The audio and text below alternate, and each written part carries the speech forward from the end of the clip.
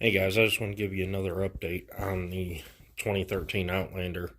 That is a Max 500 V-twin DPS model.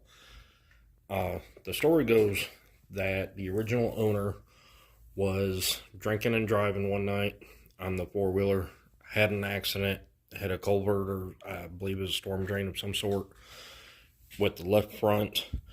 He hit it so hard that it caused the machine to tip over, nose over tail end a couple of times, which in turn actually bent the A-arms over here and had some more damage. The radiator was bent and clogged up, busted the fan on it behind the radiator. Some of the black plastic around there was busted up, and when it tipped nose over tail end, apparently hit a rock, busted the floorboard there. And as we come back here, you can see there's a crack there in the plastic. Tail light was hanging down. He put a little screw through there to hold that tail light up. And the storage area back here got banged up in the accident as well. So anyhow, the bike's been sitting a few years. He ended up selling it to my father-in-law. My father-in-law traded it to me for a parts bike, which looked almost identical to this one here. This one is a 07 Outlander 400, and the one I traded him, I believe, was an 06 Outlander 400. So it was a parts bike. I traded to him for this one, and I've been meaning to get to this one, just haven't done it with all the other jobs I've been doing. And now I finally have the time and money, and I'm going to go ahead and get started on this one. I did a video a few days ago where I put the shift plate on here. I believe that'll be a nice addition, getting that squared away. But anyhow, last night I actually ordered all sorts of parts for this, because also in the wreck, lost the speedometer and the housing for the speedometer. If you're familiar with these, in the DESS that CanAm has, the computer, the key, and the cluster all have to be synced together to make it work. Otherwise, pull any one of those out of the equation and the bike will not run.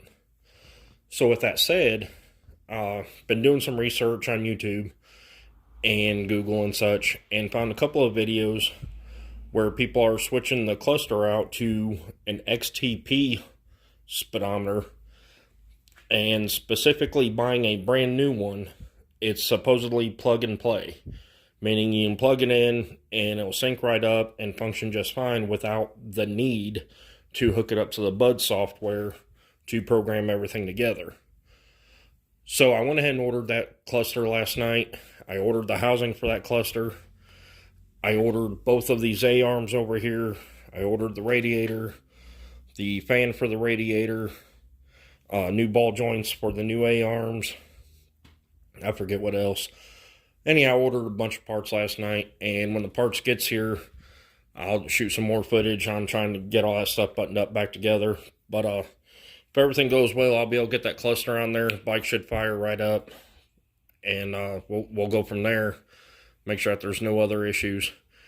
And worst case scenario, I do have to use the Bud system, and that's fine, because it'll be worth investing in that software, because I do a lot of work on CanAms here in the garage, whether it be on my own CanAms or other CanAms in the neighborhood, even on the Commanders and such.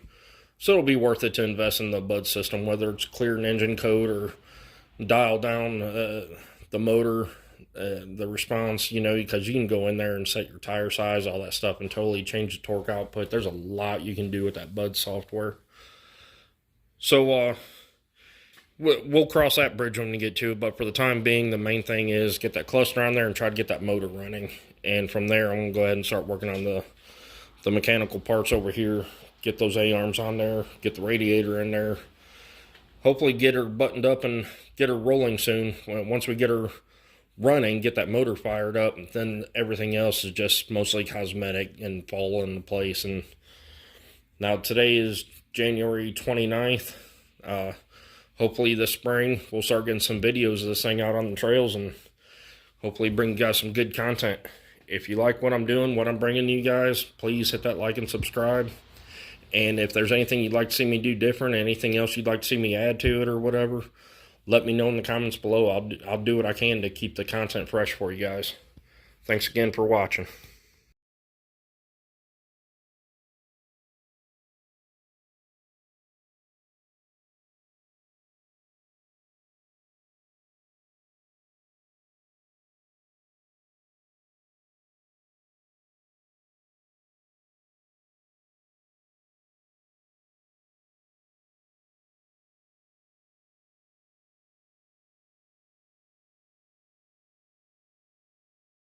So I went ahead and got that corner tore apart, the left front corner on that 500 Outlander. And this is what I was talking about, the damage sustained. That's the lower A-arm, and you can see how bad it's creased right there. And got a little bit of bend right in there as well.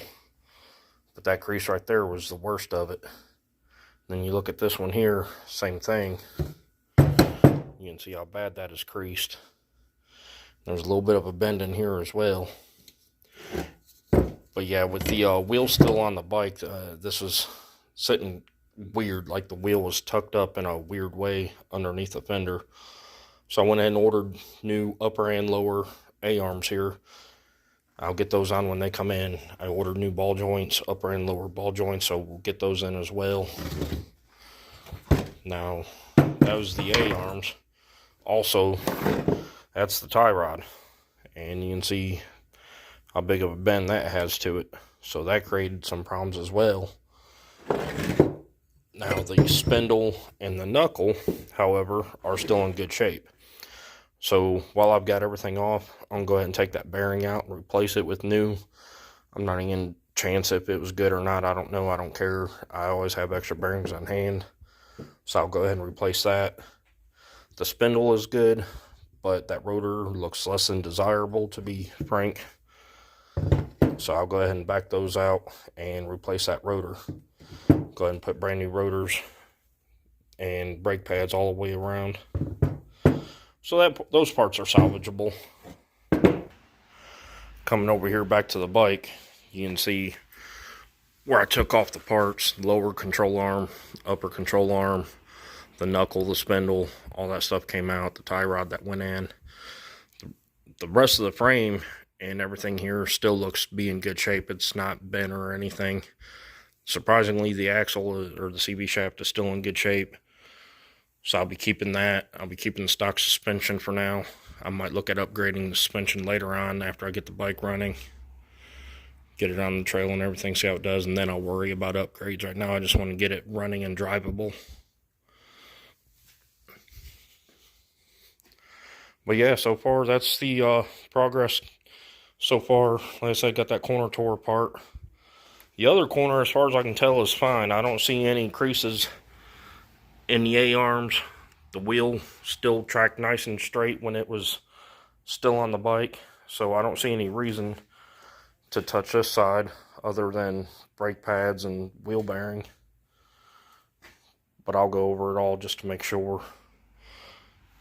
So stay tuned for the progress.